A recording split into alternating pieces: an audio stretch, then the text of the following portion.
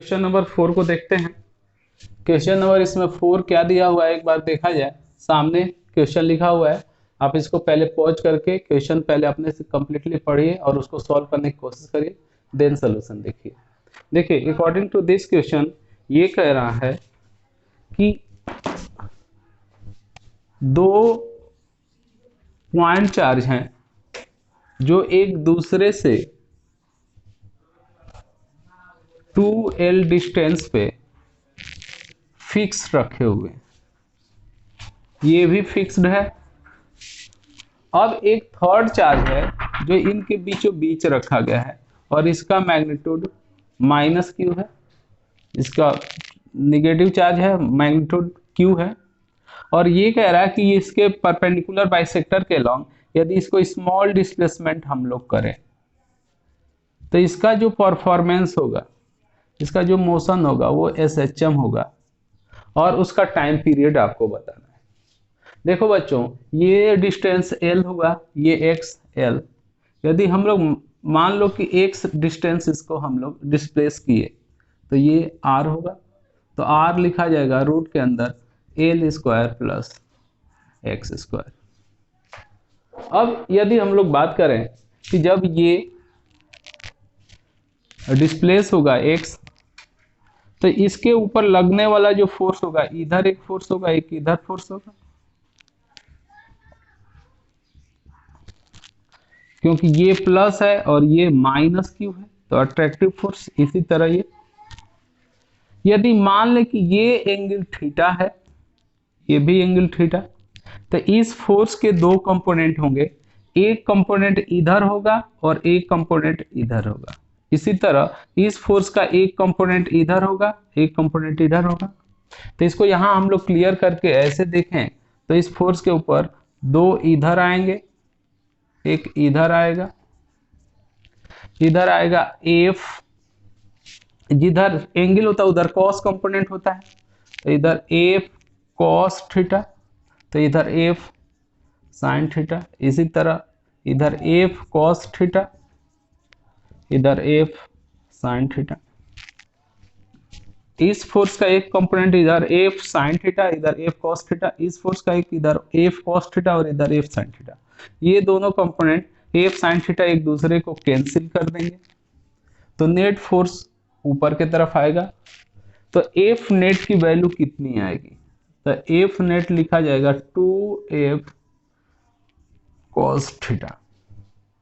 चलिए अब यहां से हम लोग cos थीटा देखने की कोशिश करें, x l r।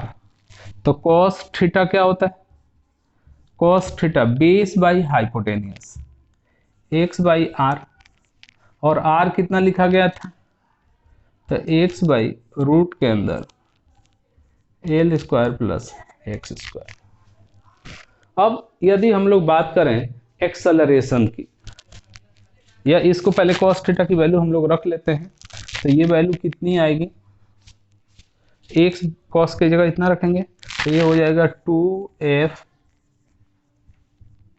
x by root के अंदर l square plus X square. यदि हम लोग इसको वेक्टर फॉर्म की बात करें तो डिस्प्लेसमेंट नीचे की तरफ है, नेट फोर्स ऊपर की तरफ, मतलब इस x वेक्टर में और f में अपोजिट साइन है, तो हम लोग लिख सकते हैं f net is equal to 2f x vector root के अंदर l square plus X square. अब बच्चों एक्सेलरेशन की यदि बात किया जाए तो एक्सेलरेशन बराबर f नेट बाई मास, और यदि हम लोग ऐसा करेंगे तो ये आएगा 2f x vector by root के अंदर l square plus X square और डिवाइड बाई m, तो m नीचे आ गया। और वेक्टर फॉर्म है तो माइनस साइन अपोजिट डायरेक्शन के लिए। हम लोग f की भी वैल्यू रख लेते हैं, तो f की वैल्यू कितनी आएगी, दोनों चार्ज के बीच की दूरी r है, तो f की वैल्यू जो होगी K Q square by R square. तो हम लोग एक्सेलरेशन की वैल्यू रखें तो ये आएगा -2 K Q square X vector by R square की value l square plus X square, तो L square plus X square, और ये रूट के अंदर पहले से ही पड़ा है L square plus X square, और एक मास पड़ा है। अब हम लोग बात करें कि इफ या एक्सेलरेशन, और एक बार इसको अच्छे से लिख लेते हैं, तो ये हो जाएगा 2k Q square by M L square plus X square की पावर 3/2 एक्स वेक्टर। अब हम लोग बात करें कि यदि x की वैल्यू कंपेयर टू l बहुत स्मॉल है, तो L square plus X square को हम लोग एल स्क्वायर ही लिख सकते हैं। तो इसमें हम लोग कह सकते हैं कि इफ, यहां तक चलेगा ना, if x is less than l, तो a वेक्टर हो जाएगा -2k Q square by M L cube X vector. अब इसको यदि हम लोग कंपेयर कर दें a बराबर माइनस ओमेगा स्क्वायर एक्स से, तो हम लोग को मिलेगा omega square is equal to 2k Q square divide by M L cube. तो यहाँ से हमको मिलेगा टाइम पीरियड बराबर ओमेगा स्क्वायर का हम लोग रिवर्स करके रूट ले लेंगे और 2 पाई मल्टीप्लाई कर देंगे, तो ये होता है वो टाइम पीरियड बराबर 2 पाई 1/ओमेगा स्क्वायर, उसमें वैल्यू पुट करेंगे तो ये आएगा 2 पाई रूट के अंदर M L cube by 2k Q square. यही हम लोग का आंसर हो गया। तो चलिए सबसे पहले एक बार मैं रिपीट कर देता हूं इसको। जब इस चार्ज को, जो निगेटिव चार्ज है, यदि इसको ऊपर डिस्प्लेस करेंगे तो नेट फोर्स इधर और इधर का रिजल्टेंट नीचे आएगा, नीचे डिस्प्लेस करेंगे तो नेट फोर्स का डायरेक्शन ऊपर की तरफ आएगा। इसका मतलब कि इस चार्ज के ऊपर जिस डिस्प्लेसमेंट के अपोजिट डायरेक्शन में फोर्स लग रहा है, तो ये बार बार इसी पोजीशन पे आने की कोशिश करेगा। स्टेबल इक्विलिब्रियम का एग्जांपल हुआ ये। अब हम लोग सबसे पहले ये डिस्टेंस x के टर्म में इस r को लिखेंगे, तो r बराबर रूट के अंदर L square plus X square. अब जब मान लो कि x डिस्प्लेसमेंट हमने किया तो इधर एक फोर्स एफ, इसके दो कंपोनेंट एफ साइन थीटा और एफ कॉस थीटा, इसी तरह इस इधर के F cos theta F sine theta, ये दोनों एक दूसरे को कैंसिल करेंगे, नेट फोर्स ऊपर की तरफ आएगा और वो वैल्यू होगी 2f cos थीटा। अब cos थीटा की वैल्यू हम लोग रखेंगे x/r, मतलब x/रूट के अंदर कितना, तो ये वैल्यू हमने पुट किया तो ये मिला। अब हम लोग देख रहे हैं कि यदि डिस्प्लेसमेंट नीचे है तो नेट फोर्स ऊपर है, तो यदि x को डिस्प्लेस वेक्टर फॉर्म में लिखें तो इनमें अपोजिट साइन होगा, अपोजिट साइन एफ वेक्टर और डिस्प्लेसमेंट वेक्टर के बीच में अपोजिट साइन होगा। अब हम लोग एक्सेलरेशन की बात करें तो एक्सेलरेशन होता है नेट फोर्स बाय मास, हमने डिवाइड किया। अब हम लोग देखें कि एफ की वैल्यू कितनी है, तो एफ क्या होता है, चार्ज के बीच में K Q1 Q2 by R square, तो Q का स्क्वायर हो जाएगा K Q square by R square, R की वैल्यू इतनी है, स्क्वायर करेंगे तो K Q square by L square X square. Mass पहले से पड़ा हुआ है और ये रूट पहले से, इसको हमने इसके फॉर्म में लिखा। अब हम लोग कंडीशन लगाए कि यदि x की वैल्यू l के कंपेयर में स्मॉल होगी तो L square plus X square को हम लोग एल स्क्वायर ही लिख सकते हैं, तो एक्सेलरेशन की वैल्यू इतनी हो जाएगी।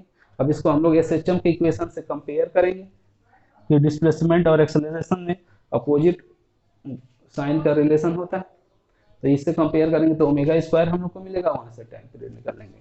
इसको नोट। अगला हम लोग देखते हैं क्वेश्चन। इस क्वेश्चन के अंदर क्या कह रहा है, ध्यान से देखिए पढ़िए। तो ये कह रहा है कि एक स्क्वायर और इस स्क्वायर के ऑपोजिट कॉर्नर पे क्यू चार्ज रखा गया,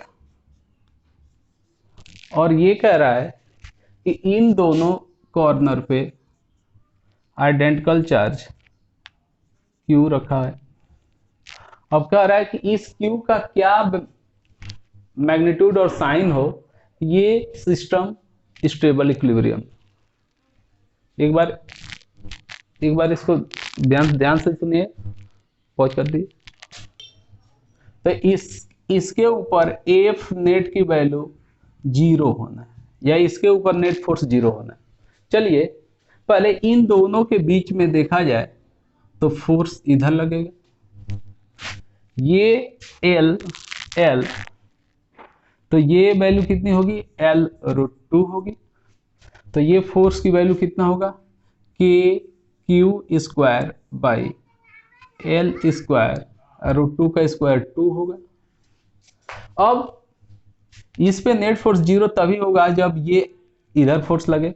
इसका मतलब कि इसका साइन माइनस देना पड़ेगा। पहला चीज यही क्लियर होगा कि इसका साइन क्या होना चाहिए, माइनस। अच्छा, इनके बीच में अट्रैक्टिव फोर्स इधर, इधर भी ये कितना होगा, KQ बाई L²। यहाँ पे भी अट्रैक्टिव फोर्स F बराबर KQ बाई L²। और इन दोनों का रिजल्टेंट जो फोर्स होगा ये कितना होगा, KQ बाई L² का √2। अब ये दोनों इक्वल होना चाहिए। अब ये दोनों इक्वल होने के लिए हम लोग क्या कहेंगे कि KQ² by 2L² is equal to KQ by L²। तो L² कैंसिल। तो हम लोग देखें तो Q की वैल्यू कितनी आई, Q बाई 2√2, और साइन क्या होना चाहिए, माइनस। तो ये हम लोग को इस चार्ज की, जो चार्ज का मैग्नीट्यूड होना चाहिए Q बाई √2 होना चाहिए। ठीक है। अब इसी में नेक्स्ट पार्ट, तो इसी का सेकेंड पार्ट को ध्यान से देखिए। तो वो कह रहा है क्या ये पॉसिबल है कि इस चार्ज, मतलब ये हर एक चार्ज बैलेंस हो सके। तो अब यदि हम लोग इसके ऊपर बात करें तो इन दोनों के बीच में अट्रैक्टिव फोर्स, इन दोनों के बीच में भी अट्रैक्टिव फोर्स, और इनके बीच में रिपल्सिव फोर्स। अब हम लोग को देखना है कि इन दोनों का रिजल्टेंट इसके यदि इक्वल हो जाएगा तो ये भी इक्विलिब्रियम में आ जाएगा, और यदि इक्वल नहीं होगा तो इक्विलिब्रियम में नहीं आएगा। तो बताइए इन दोनों के बीच का वैल्यू फोर्स कितना आया, बताइए तो, KQ² बाई 2L²। ये कितना आया, F बराबर KQ by L², FKQ by L²। तो ये रिजल्टेंट हुआ इसका √2 टाइम्स। तो F डबल डैश से हम लोग इसको डिनोट करें तो वो आएगा F√2 that is equal to KQ by L² √2।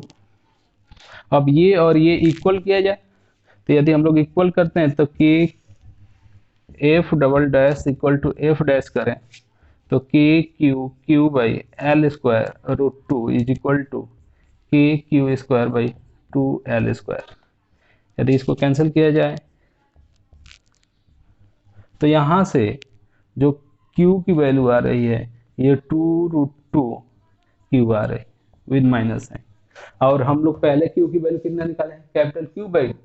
इसका मतलब कि ये इक्वल नहीं हो रहा है, इसका मतलब इसके ऊपर नेट फोर्स 0 नहीं हो सकता। तो सेकेंड आंसर का, जो सेकेंड क्वेश्चन है उसका आंसर होगा कि नो, ये चार्ज इक्विलिब्रियम में नहीं आ सकता। चलिए अब अगला क्वेश्चन देखते हैं हम लोग। इसके अंदर कहता है कि ये एक रॉड है और इस रॉड के ऊपर Q चार्ज यूनिफॉर्मली डिस्ट्रीब्यूटेड है। इस रॉड के ऊपर Q चार्ज यूनिफॉर्मली डिस्ट्रीब्यूटेड है और इसका लेंथ L है, और इसके इस एंड से A डिस्टेंस पे एक चार्ज Q रखा गया है और इसके ऊपर नेट फोर्स की बात किया जा रहा है। तो देखो हम लोग को पता है कि Coulomb's law is applicable only for point charge, और ये कॉन्टिन्यूअस चार्ज है। तो इसके लिए हमको क्या करना पड़ेगा कि एक पॉइंट चार्ज बनाना पड़ेगा। तो चलो यदि हम लोग यहाँ से कोई x डिस्टेंस पे हम लोग एक बहुत छोटा dx एलिमेंट्री लेंथ लें, तो यहाँ पे जो चार्ज dq की वैल्यू होगी, q चार्ज पूरे l लेंथ पे फैला है और ये लेंथ कितनी है dx, तो ये dq इतना हुआ। अब ये जो पॉइंट चार्ज है इन दोनों के बीच में हम लोग फोर्स लगा सकते हैं। तो इसके वजह से यहाँ पे फोर्स की वैल्यू जो आएगी डी एफ आएगी, और डी एफ होगा के Q D Q by X square. कितनी बात समझ में आ रही? अब हम लोग इसको इंटीग्रेट कर दें, जहां x की लोअर लिमिट a लें और इसकी upper limit a plus L लें, तो हम लोग को नेट फोर्स आ जाएगा। तो हम लोग बात करेंगे कि F net is equal to integration of D F, कहाँ से कहाँ, a से लेके a प्लस एल तक। डी एफ की जगह पे हम लोग कितना रखेंगे, K Q D Q by X square, और डी क्यू की जगह Q by L D X. तो यदि हम बात करें तो A plus L K Q small Q D X by L X square.